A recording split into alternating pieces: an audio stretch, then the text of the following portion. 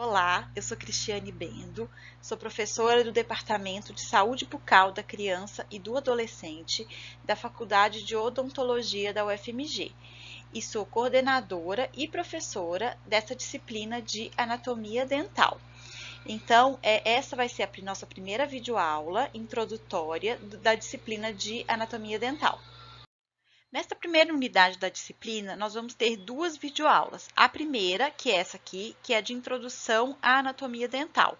E a segunda videoaula, nós vamos falar sobre a nomenclatura e a notação dentária.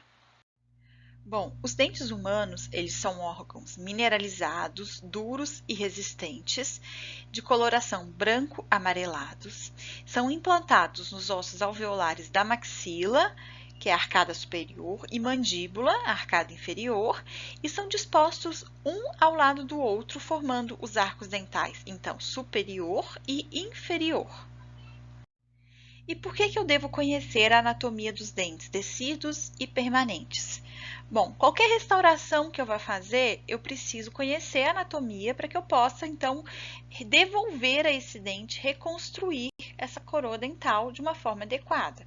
Se eu for fazer um tratamento endodôntico, eu preciso saber quantas raízes e quantos canais radiculares tem naquele determinado dente. Se eu for fazer uma extração, uma exodontia de um dente, eu preciso saber o que esperar, quantas raízes eu tenho que extrair naquela exodontia, entender se possivelmente houve uma fratura de raiz ou não. Então, para isso tudo, eu preciso conhecer a anatomia dos dentes. Todas as especialidades da odontologia, elas exigem um conhecimento aprofundado de anatomia dental. Quais as funções dos dentes? Bom, os dentes eles têm uma função ativa, que é a mastigação, e algumas funções passivas, como por exemplo, eles são importantes para a estética do sorriso de uma pessoa. Eles também são importantes para a proteção e sustentação dos tecidos moles, como por exemplo, língua, lábios, bochechas, também para fonação e para oclusão. E cada grupo de dentes tem uma função específica.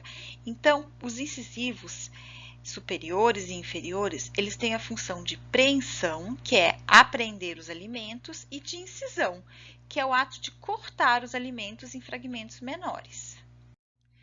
Já os caninos, eles têm a função de dilaceração, que seria rasgar e reduzir os alimentos a partículas menores compactadas, para que essas partículas, então, sejam jogadas aos molares e pré-molares, para que eles possam, então, exercer a próxima função.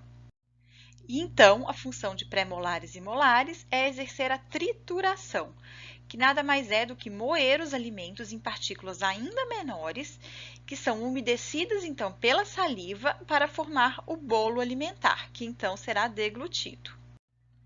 Em relação à divisão anatomodescritiva, tanto dentes anteriores quanto posteriores, eles são divididos em coroa e em raiz. E aqui existe uma linha, que é a linha de divisão entre a coroa e a raiz, que se chama linha cervical ou colo do dente. A raiz é a parte do dente que está implantada nos ossos alveolares e que não é visível. A coroa é a parte, então, visível do dente na cavidade bucal. Bom, quanto à divisão histoestrutural, tanto de dentes anteriores quanto de dentes posteriores, externamente nós temos o esmalte, que é o tecido duro que reveste a dentina coronária. Ele é o tecido mais mineralizado do corpo humano, com em torno de 96 a 97% de conteúdo mineral. E ele é translúcido, então ele deixa transparecer a cor mais amarelada da dentina. Já a dentina, que é o tecido mais volumoso e o principal tecido duro que constitui o dente. Ele vai ser revestido externamente pelo esmalte na coroa e pelo cemento na raiz.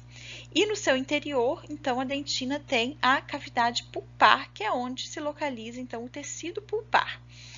A dentina, ela é mais resiliente que o esmalte. E a dentina ela é constituída por túbulos dentinários, que são preenchidos pelos prolongamentos dos odontoblastos. Já o cemento, ele é o tecido duro que reveste a dentina na raiz. E ele faz parte do periodonto de inserção, então propicia a fixação das fibras do ligamento periodontal ao dente. A polpa, que é o tecido que está dentro da cavidade pulpar, é o tecido mole do dente e que é ricamente vascularizada e inervada. E o ser humano, ele tem duas dentições, a dentição decídua e a dentição permanente. E no momento em que a pessoa tem dentes decíduos e dentes permanentes ao mesmo tempo na cavidade bucal, essa pessoa então está em dentição mista. A dentição decídua, ela começa com o surgimento do primeiro dente decíduo na cavidade bucal, que geralmente acontece por volta de 6 meses de idade, com o incisivo central inferior. E ela se completa por volta de 2 anos e meio, geralmente com o segundo molar decíduo já em oclusão. A dentição decídua, ela apresenta um total de 20 dentes, sendo 10 dentes no arco superior e 10 dentes no arco inferior. O período da dentição mista, como eu já havia falado, é o momento em que nós vamos ter dentes decíduos e permanentes ao mesmo tempo na cavidade bucal. Essa fase se inicia em torno de 6 anos de idade, geralmente com a erupção do primeiro molar inferior permanente. E aí é importante que a gente lembre que esse primeiro molar inferior permanente, ele erupciona atrás do segundo molar decíduo. Portanto, não existe a esfoliação de nenhum dente decíduo para a erupção desse primeiro molar permanente. Pode também acontecer o início da dentição mista com a troca dos incisivos centrais inferiores, troca do decíduo pelo permanente. Às vezes isso acontece antes da erupção do primeiro molar inferior. E uma característica muito marcante da dentição mista é essa abertura do diastema incisal nessa região aqui, que é transitório. Então, muitas vezes há uma autocorreção, e essa fase é chamada de fase do patinho feio. Explicando um pouquinho melhor sobre a fase do patinho feio, ela é a fase em que os incisivos centrais, aqui, e laterais, permanentes, já estão presentes na boca. Né? Na radiografia, a gente observa isso também, ó, centrais e laterais permanentes já presentes na boca. Mas os caninos permanentes ainda não erupcionaram. Então, a gente observa ó, que os caninos permanentes ainda estão, né, lá, a gente observa na radiografia que eles ainda não erupcionaram, eles estão lá dentro do osso, né? E aí, o que acontece? A erupção desses caninos, ela vai acontecer se guiando pela superfície distal da raiz dos incisivos laterais superiores. E aí, o que vai acontecer? Como ele se guia por essa superfície distal, vai fazer com que as raízes desses laterais se inclinem para mesial e, consequentemente, as raízes dos incisivos centrais também vão sofrer essa inclinação para mesial. E aí, como resultado da inclinação das raízes para mesial, as coroas dos incisivos centrais e laterais vão se inclinar para distal e vai abrir esse diastema, então, interincisal que a gente observa aqui. Então, de uma forma um pouco mais esquemática, a gente observa que essa abertura do diastema que acontece aqui, ela acontece porque esses caninos eles vão erupcionando seguindo a raiz do lateral.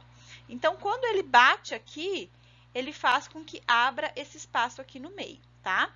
Como eu já falei, isso é uma fase normal, é uma alteração fisiológica que acontece por volta de 8 a 10 anos de idade, né? E ela é transitória, ela tende a se corrigir naturalmente quando os caninos permanentes, então, entram, né, e vão para a posição, eles erupcionam.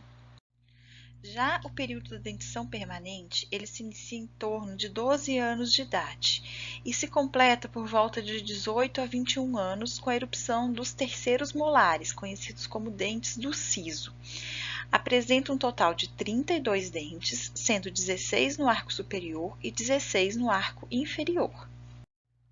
Bom, então agora nós já fizemos uma introdução à anatomia dental, vocês já sabem as funções dos dentes, os principais grupos de dentes e as dentições, decídua, mista e permanente e as suas principais características.